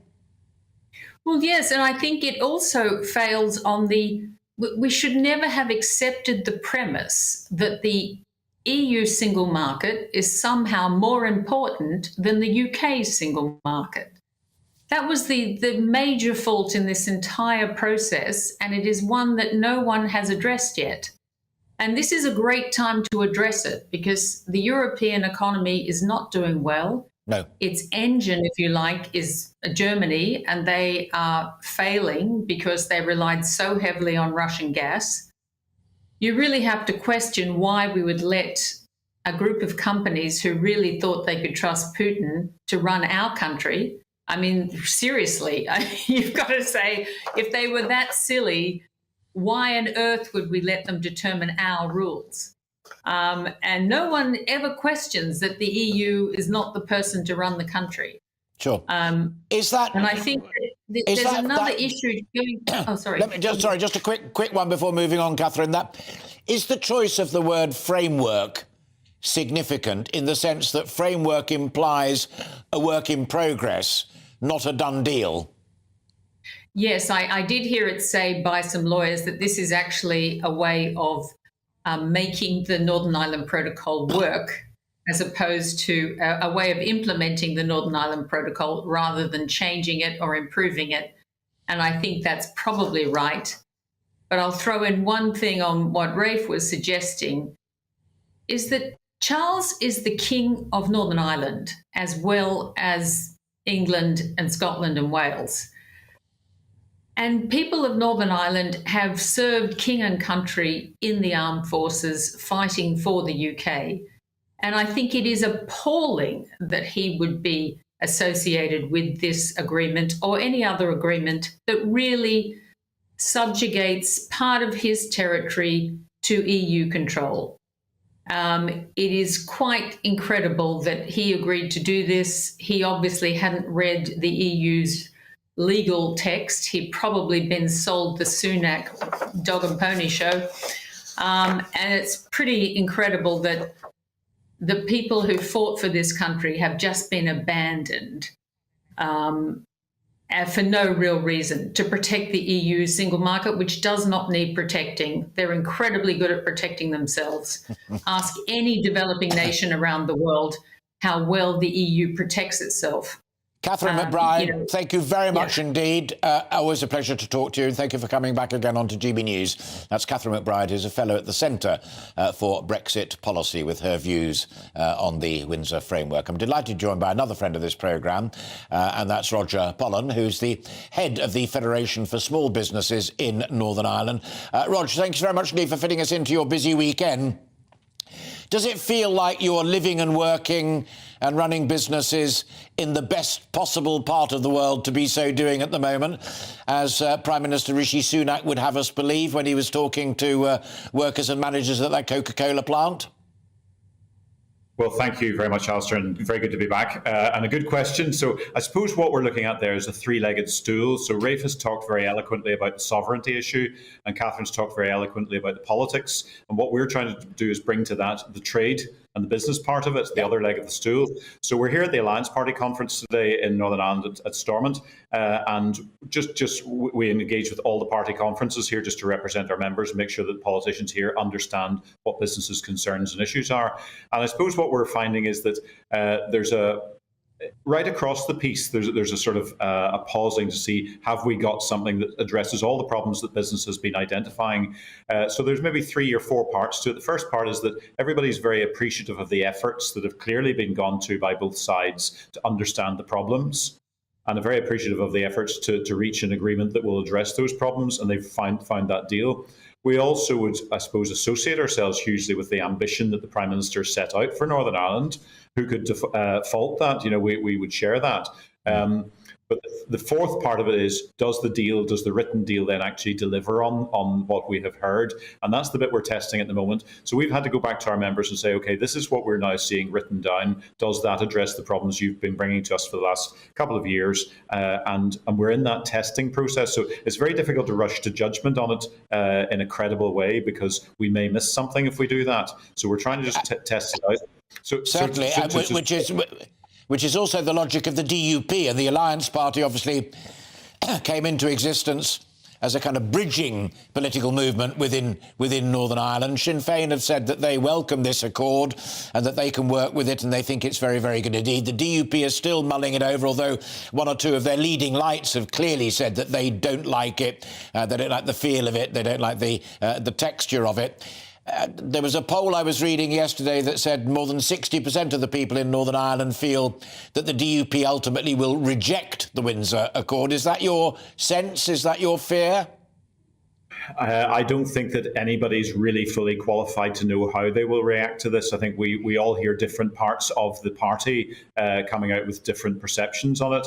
And, only when you put it to the test will you actually know the result. It's a bit like predicting the result of a future election or future referendum. We can all have our opinions of what it might be, but until it's done, we don't know. Just to continue answering your first question, though, FSB actually looked at Brexit when it first came along. We went out to our members to say, what do you think of what's been decided, and what would you like to see as the outcome of that? And there was an absolutely clear ambition to say, if this is happening, and if Northern Ireland is going to find itself as the union in the Venn diagram between the EU and the UK, how can we really maximise and capitalise on that opportunity? And there was a very clear zest to do that, and to make Northern Ireland an enhanced economic zone was the phrase. There was a paper published on it and so on. A lot of politicians bought into that. So it was quite interesting to hear Rishi Sunak echoing that when talking about an exciting economic zone. So the ambition is there to see, can we use the tools that are given to us to grow our way out of the difficulties we've had. We've had a 25-year peace process. We now need to put down really good foundations for a 25-year prosperity process. And the question is the detail in the written documentation that goes with it sufficient to allow business to get on and deliver the prosperity that will help everybody? I'll bet you once you've completed that consultation with your members, you'll find the door to number 10 Downing Street wide open for you. And if it isn't, then that's their mistake, not yours. Roger Pollen, head of the Federation of Small Businesses in Northern Ireland. As always, thank you for your wisdom and for your time this weekend. Thank you very much indeed. We have plenty more still to come this afternoon on Alastair, Stewart and Friends. After the break, we'll be looking a little more at the post-Brexit Windsor framework in more detail as we wait the decision that Roger and I were just discussing there from the DUP. And we'll be heading to Stormont next. But first, let's bring you up to date with the weather. Hello there, I'm Craig Snow, and here's your latest forecast from the Met Office. Well, as we go through the next few days, although this weekend will be rather cloudy and dry, next week is certainly turning a good deal colder with the risk of some snow for some of us. Out there at the moment, we've still got this area of high pressure firmly in charge across the country. This cold front will just be a focus of some showers across some eastern and northern parts of the UK. But for most of us, as we end Saturday, it's going to be dry but rather cloudy, with the best of any clear skies up across western Scotland. Later on in the night, we will start to see some wintry showers affecting the very far north of Scotland. But for many, no real problems with temperatures, no lower than around 3 to 4 degrees for a lot of the country. So Sunday for England and Wales, a very similar day to Saturday. Plenty of cloud around, risk of some showers across eastern parts of the country. For Scotland and Northern Ireland, I'm hopeful we will see a little bit more in the way of brightness compared to Saturday, but also the risk of some showers, and these showers once again will be wintry, especially across the high ground. Temperatures on Sunday at best around 8 to 9 degrees, but factor in the wind, it will still be feeling pretty cold if you are out and about. Into Sunday evening, across the north, an increase in risk of some showers, especially across Scotland, where these will turn increasingly to sleet and snow, even at lower levels, with the risk of some ice too. So do take some extra care if you are out and about early on Monday. Could just see some disruption courtesy of that snow. Further south, a colder night than Saturday night, maybe a touch of frost in a few spots where we do see the skies remain clearest. And then as we go into Monday, Tuesday and Wednesday, it turns even colder still across the UK. Risk of some snow, chiefly across the high ground at first. But as we go into middle of the week, we may even see some snow moving into the south too. But you can keep an eye on all the information through the warnings on the Met Office website. You've probably seen politicians interviewed 1,000 times, but we do it differently. We find out who they really are, we don't shout, we chat, and hopefully we bring a bit of light, not just heat. Did you know Kate Moss? Apparently. Do you have a pair of jeans or a pair of jeans? No, of course I don't. What would I do with them? My friends are like, oh my God, what's she doing now? Join me every Sunday at 6 for Gloria Meets, only on GB News, the People's Channel, Britain's news channel.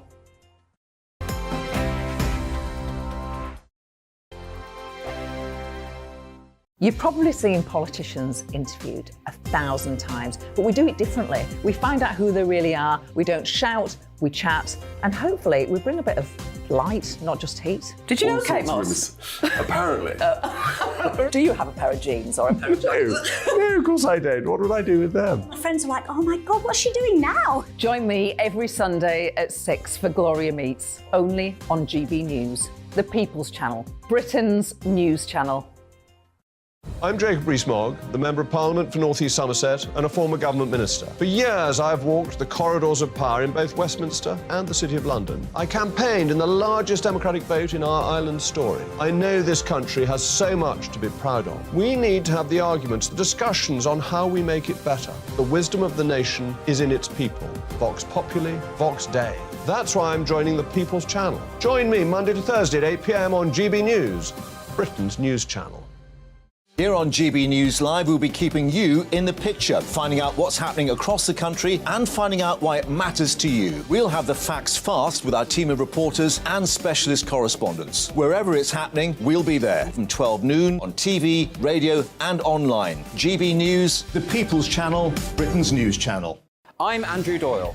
Join me at 7 o'clock every Sunday night for Free Speech Nation, the show where I tackle the week's biggest stories in politics and current affairs with the help of my 2 comedian panellists and a variety of special guests. Free Speech Nation, Sunday nights from 7 on GB News, the People's Channel, Britain's news channel.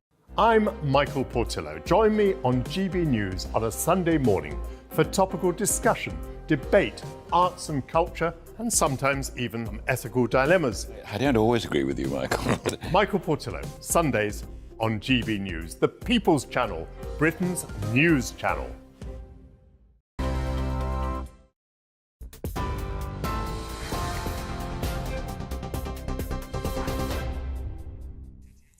Good afternoon. It's coming up to 1:30. This is the latest from the GB newsroom. New messages involving the former Health Secretary show Matt Hancock reacting to footage of him and his colleague Gino Coladangelo caught embracing during lockdown. The leaked WhatsApp message reading "How bad are the photos" was sent by Mr Hancock hours after he'd discovered pictures of him breaching social distancing rules had been breached. The messages also show him discussing COVID guidance in place at the time and how he should respond to the media. The correspondence is among more than 100,000 messages obtained by the Telegraph. Boris Johnson is facing fresh pressure after a report suggests breaches of COVID rules in Downing Street would have been obvious to him at the time.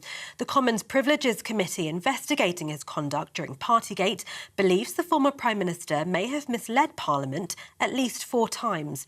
Mr Johnson says it was his belief all guidance had been followed and there's no evidence he knowingly or recklessly misled MPs.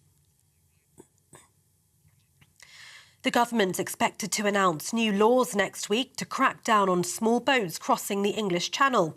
It's thought the new legislation will involve disallowing asylum claims from those who travel to the UK on small boats, as well as banning migrants from returning once they've been removed. The Prime Minister has vowed to stop the boats as one of his 5 priorities. Next week's ambulance strikes in England and Wales have been suspended after the government agreed to hold talks over pay. Tens of thousands of GMB and Unison workers had been due to walk out on Monday and Wednesday. But the unions have called off the action, saying ministers have offered possible pay rises for this year and next year. TV, online and DAB Plus radio, you're with GB News. Now it's back to Alastair, Stewart and friends.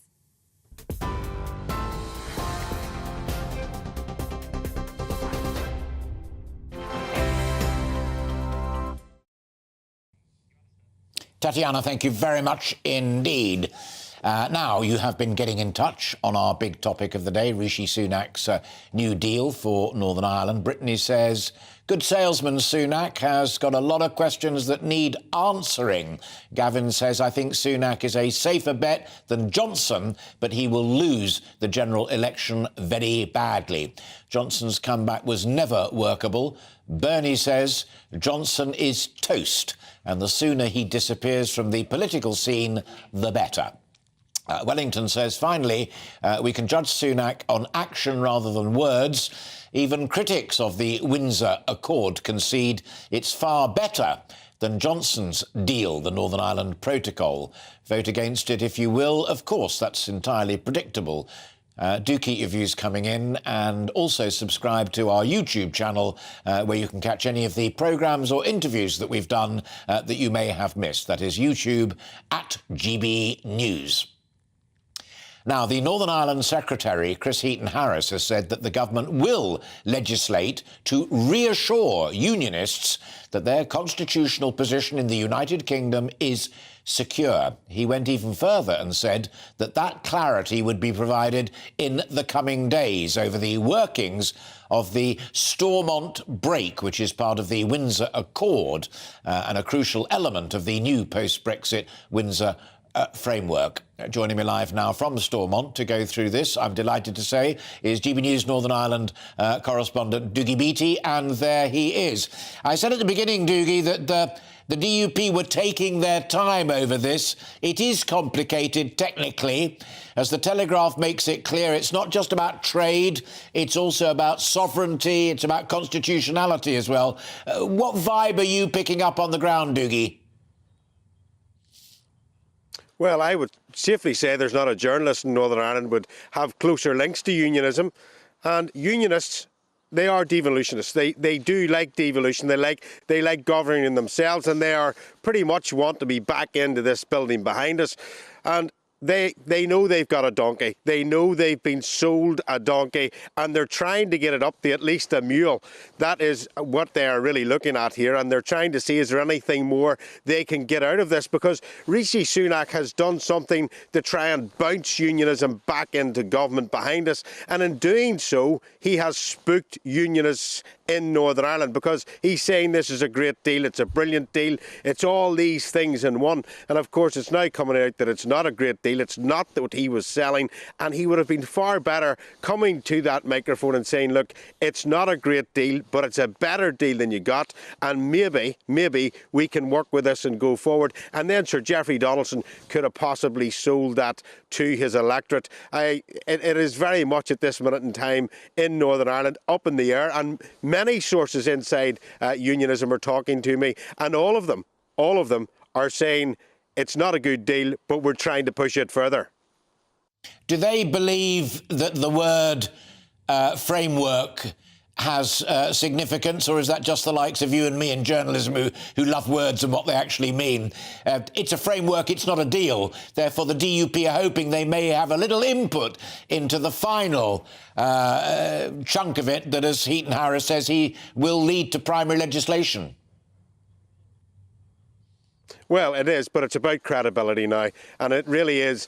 Are these people, do they understand Northern Ireland in the first place? The DUP have bought the magic beans once. They're not going to buy it twice. They will want to make sure that the deal that they have is absolutely lock standard gold. It's there, it can't be changed. So the British government legislating, if you remember, there was Article 16 was going to be put in place. Then we had the protocol bill that was going forward, and all that never came to anything. So the DUP, before they go back in, before they even say anything in this, will want every single thing clarified. Sinn Féin, of course, are saying, well, they love the deal, but they're in power in the Republic of Ireland. They're the biggest party there, not yet the Taoiseach, and they are the largest party here. So it will suit them for this deal to be locked into the EU, because if they take the deal, they cannot give an advantage to one side or the other. Otherwise, their electorate will turn on them on either region. It's parties such as the Alliance Party that were calling for the rigorous implementation of the current protocol that really now have lost their credibility on this, because Rishi Sunak stood up in the House of Commons and said what a terrible deal the current protocol is. And they have got to go back to their people and say, we are your public representatives. We were meant to be getting the best deal for you and presenting the best deal for you. And of course, there's no deal. And the unionists will not want to fall into that same trap. Absolutely. And as Roger Pollen was just saying, they're discussing it this very day, as you well know. Dougie Beattie there, Northern Ireland reporter for GB News and also the master of the analogy. Great to see you, Dougie, always. Thank you very much indeed.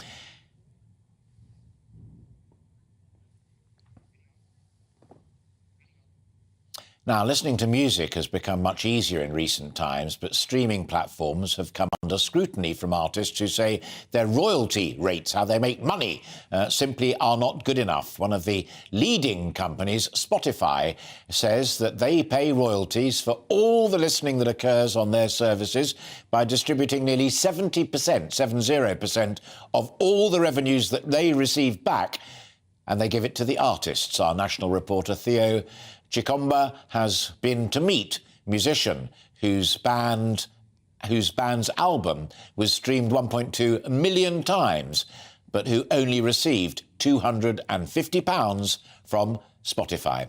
Here's Theo's report. 25 years ago, Mark and his band, the Pocket Gods, began their music career at this venue in St Albans. In that time, the industry has changed drastically. When it comes to finances, they say streaming platforms are holding them back. In 2015, because we have our own label, we saw what was coming in we were getting quite a lot of streams at the time. And I think we're just not making any money. And it worked out we were getting 0.007 pence per stream, which is a ridiculously small amount. Music streaming is brilliant at some level. It gets your music out to a worldwide audience. We've got fans all over the world, from Brazil to Chile to America, Canada, and the Far East. It's brilliant. It's just we don't get paid enough. For decades, The Horn has hosted upcoming artists who've gone on to become stars. While low rates from streaming platforms is a hindrance for some, it's yet another challenge on top of other increasing costs. The cost of putting on events is increasing. The cost of artists touring is increasing. So it's becoming tougher, but it's also a time of when we're looking at ticket pricing, you see large gigs in stadiums, the prices going through the roof, and with dynamic pricing pushing that even higher. But at grassroots music, the prices probably haven't changed for 25 years. So something needs to be done to address that. Across town, this record store is the lifeblood for many local musicians and fans too. But as accessibility to music becomes easier online, are places like this still valued? Well, absolutely. You know, we all know we can go online and find music, but it's not the same as walking into a shop and actually digging through and finding, you know, an actual physical product. I think every musician loves to have the actual record in their hands, you know, that can actually show that this is something they produced. For now, Mark and his band are looking to set up a platform which they say will allow musicians to receive more money for their work. We've released our last album on vinyl as one copy only, on sale for £1 million. It's like, wow, £1 million. I could use it to pay my electricity bill, but I'm going to take the money and set up an ethical streaming service where we've worked out a streaming system that can pay artists at least 1 penny per stream, which doesn't sound very much, but it's 50 times Spotify's current rate of 0.002 pence per play. While royalty revenue on streaming platforms remains an issue for many looking to get to the next stage, fans coming into shops like this is a dream for musicians as they get paid more when physical albums are bought. Theo Chikomba, GB News. Fascinating stuff there from Theo. You're watching and listening to Alastair, Stewart and friends here on GB News, TV and radio. And we've more still to come this afternoon, including the Partygate investigation that has made a return to the headlines in recent days. Is it now all over for Boris Johnson? Our political reporter, Olivia Utley, will be back here again to discuss that further in just a short moment. But first, let's take a quick look at the all-important weather. Hello there, I'm Craig Snow and here's your latest forecast from the Met Office. Well, as we go through the next few days, although this weekend will be rather cloudy and dry, next week is certainly turning a good deal colder with the risk of some snow for some of us. Out there at the moment, we've still got this area of high pressure firmly in charge across the country. This cold front will just be a focus of some showers across some eastern and northern parts of the UK. But for most of us, as we end Saturday, it's going to be dry but rather cloudy, with the best of any clear skies up across western Scotland. Later on in the night, we will start to see some wintry showers affecting the very far north of Scotland. But for many, no real problems with temperatures, no lower than around 3 to 4 degrees for a lot of the country. So Sunday for England and Wales, a very similar day to Saturday. Plenty of cloud around, risk of some showers across eastern parts of the country. For Scotland and Northern Ireland, I'm hopeful we will see a little bit more in the way of brightness compared to Saturday, but also the risk of some showers, and these showers once again will be wintry, especially across the high ground. Temperatures on Sunday at best around 8 to 9 degrees, but factor in the wind, it will still be feeling pretty cold if you are out and about. Into Sunday evening, across the north, an increase in risk of some showers, especially across Scotland, where these will turn increasingly to sleet and snow, even at lower levels, with the risk of some ice too. So do take some extra care if you are out and about early on Monday. Could just see some disruption courtesy of that snow. Further south, a colder night than Saturday night, maybe a touch of frost in a few spots where we do see the skies remain clearest. And then as we go into Monday, Tuesday and Wednesday, it turns even colder still across the UK. Risk of some snow, chiefly across the high ground at first. But as we go into middle of the week, we may even see some snow moving into the south too. But you can keep an eye on all the information through the warnings on the Met Office website.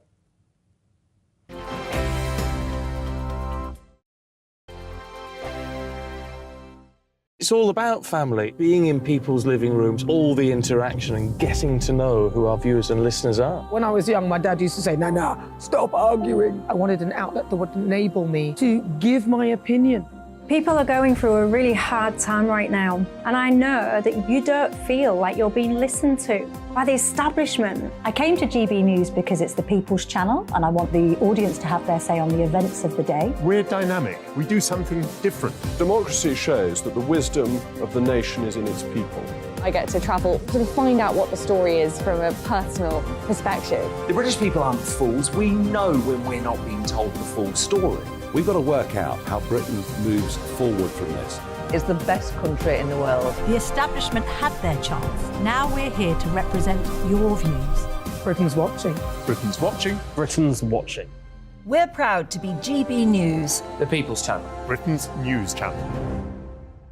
Hi, Andrew Pierce here. Join me every Friday lunchtime for a proper no-nonsense debrief of the week's events. With special guests in the studio and the GB News team on the ground, I'll be getting you up to date with news, some intelligent discussion and my own sharp take. The weekend starts here with me every Friday lunchtime on GB News, the People's Channel, Britain's news channel. I'm Andrew Doyle.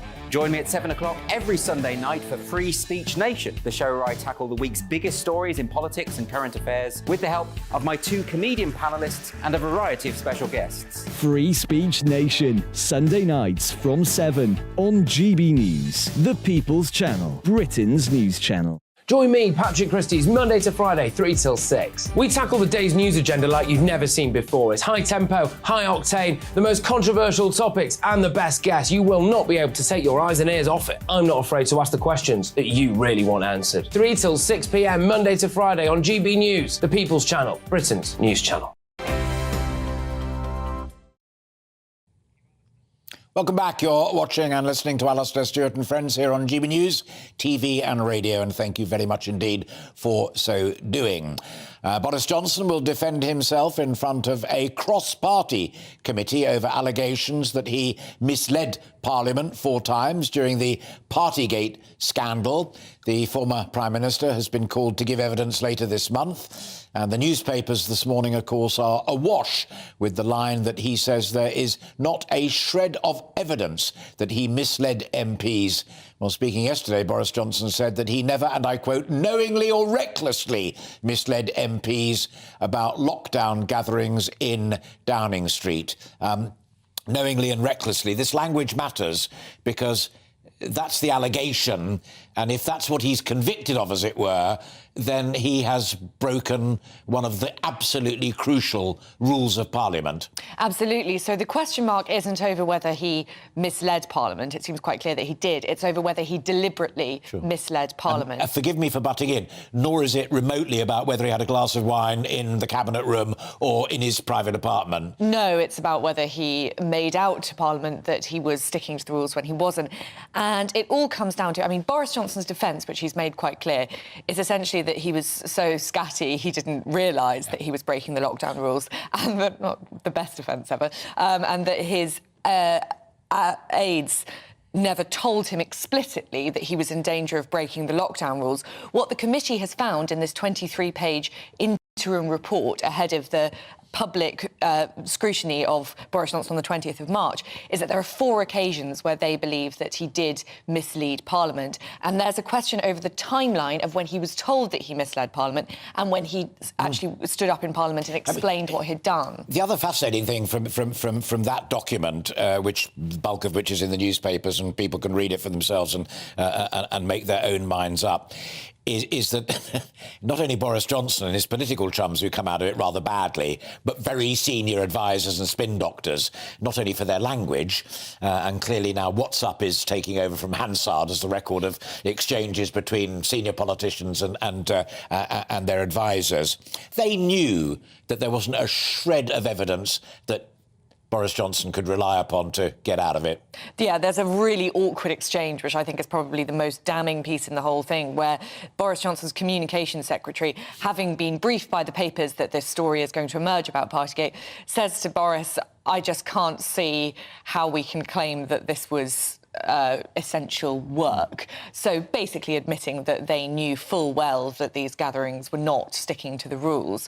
So Boris Johnson's defence that his aides simply didn't tell him is looking quite murky. What Boris Johnson does have in his favour, and he's already using it, is this Sue Gray furore which we've seen over the last few days. And essentially he's saying that the Privileges Committee has lent very heavily on the Sue Gray report in coming to its own findings. And he suggests, he doesn't quite come out and say it, but it's pretty clear implicitly that he is saying that the Sue Gray report can't really be trusted because of the fact that Sue Gray is now leaving her post in the civil service to go and be Chief of Staff to Keir Starmer. So Boris Johnson will continue to use that.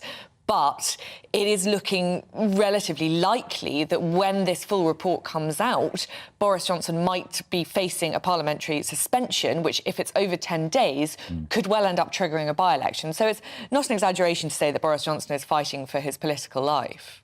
And Kulveer Ranger says he's going to come out fighting all guns blazing. We shall watch that with great interest. Olivia, always a pleasure. Thank you very much indeed. Now back to your phones and contacts, and you'll be a busy bunny for the rest of the day, I know. Olivia Utley there, GB News political reporter, with her interpretation and the latest developments on these extraordinary stories. Now, thousands of older people have died without receiving the proper care or indeed attention that they needed. Leading charity Age UK says that they are deeply concerned that elderly people's needs are simply not being met, and found that over 28,000 requests for people to be given support in 2021-22 were recorded as them having died without any services being provided. If you heard our news bulletin earlier, you will hear that the government have said that they are spending millions, nay, even £1 billion in supporting elderly people. And they have, the charity have since urged the Chancellor to direct yet more resources, I beg your pardon, towards the social care sector. Joining me now is Nicola Richards, who is a director of a care home in Sheffield. Good of you to join us, and thank you very much indeed. The numbers are chilling. Does it ring a bell for you from the front line? It absolutely does. It's heartbreaking to hear that people are not getting the care that they need. And quite frankly, providers across the country have been saying this for many, many years, pre-COVID. I actually wrote to Jeremy Hunt myself back in April 2020, telling him how desperate the situation was here locally in Sheffield. And he said he was listening to my concerns, but less than a year later, I had to shut one of my services, which was just absolutely heartbreaking. And to hear the report that Age UK have announced is just, it's chilling. It's just desperate. The situation is desperate with the staffing shortages within social care, but we constantly get overlooked. The social care reform has been ignored for decades, and quite frankly, this is a direct impact of the funding just not getting to the front line where it's absolutely needed, and it's long overdue, and it's just incredibly sad. Are you beginning to have people coming to your care home, and I know you sit on the national body as well, following that Downing Street summit about trying to reduce waiting lists by addressing the issue of bed blocking in hospitals, so that people who were fit enough to do it would come out of hospital and come to care homes. And Nadra, the chair of that committee that you also sit on, told me on this programme, she said it's a great idea, it's brilliant, but only if there is a care plan that comes with that resident. Absolutely. Care homes have worked really closely and worked really well with the hospitals in facilitating discharges into care homes. Care home providers have got vacancies. We can't ignore the staffing challenges that within care homes and the community. It's a huge problem. Unless we get significant investment, we will not be able to recruit into the sector. The staff workforce, what they do, they deserve absolutely, a higher pay rate. And the retention around that is critical as well. But without us being able to invest into our staffing, and they do a fantastic job, the problem will continue. So we really need people like Jeremy to listen to what we're saying. I'd welcome Jeremy into my service to sit with staff, see the fantastic work that we do. But we do work really well with hospitals, and it's important that the home care providers, they're supported as well, so we can have a plan in place in the community as well as care homes. So it's absolutely necessary. So just to underline something I think you said, and correct me if I'm wrong, you said you have vacancies at the moment, you have space in your care home. So if there were, I don't know how many people, 3-4 people currently occupying a bed in a hospital who are fit enough to come out and come and stay in your care home, if you're provided with the care package to support them, you could do that right now. Absolutely. And I'm hearing this locally and nationally that providers have got vacancies. Again, just reiterating, there's the staffing challenges as well that providers are facing, and that is causing a significant issue across the country, something, again, which cannot be ignored. Sure. And I can't reiterate the amazing work that is going on within care homes and the community and the hospital. Nicola Richards, a pleasure to see you. Thank you very much indeed for joining us on GB News. Nicola Richards there, who is a care home director and also sits on the National Committee. That, alas, is all that we have time for today, but I will be back again tomorrow from 1 o'clock. Meantime, I hope you enjoy the rest of your day and that you have a good evening as well. From all of us here on Alastair, Stewart and Friends, GB News, TV and Radio, a very good afternoon to you. Bye-bye.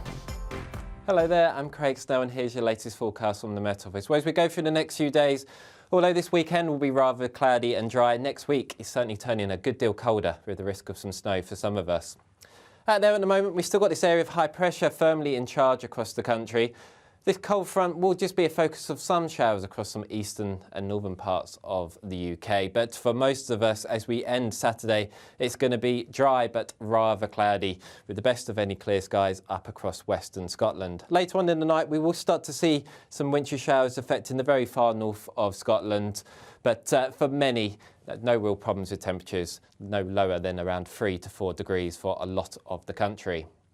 So Sunday for England and Wales, a very similar day to Saturday. Plenty of cloud around, risk of some showers across eastern parts of the country. For Scotland and Northern Ireland, I'm hopeful we will see a little bit more in the way of brightness compared to Saturday, but also the risk of some showers, and these showers once again will be wintry, especially across the high ground. Temperatures on Sunday at best around 8 to 9 degrees, but factor in the wind, it will still be feeling pretty cold if you are out and about. Into Sunday evening, across the north, an increase in risk of some showers, especially across Scotland, where these will turn increasingly to sleet and snow, even at lower levels, with the risk of some ice too. So do take some extra care if you are out and about early on Monday. Could just see some disruption courtesy of that snow. Further south, a colder night than Saturday night, maybe a touch of frost in a few spots where we do see the skies remain clearest. And then as we go into Monday, Tuesday and Wednesday, it turns even colder still across the UK. Risk of some snow, chiefly across the high ground at first. But as we go into middle of the week, we may even see some snow moving into the south too. But you can keep an eye on all the information through the warnings on the Met Office website. Join me, Camilla Tominey, on Sunday mornings from 9:30, taking the politicians to task and breaking out of SW1 to see how their decisions are affecting you across the UK. Bursting the Westminster bubble every Sunday morning, only on GB News, the People's Channel. Britain's watching. You've probably seen politicians interviewed 1,000 times.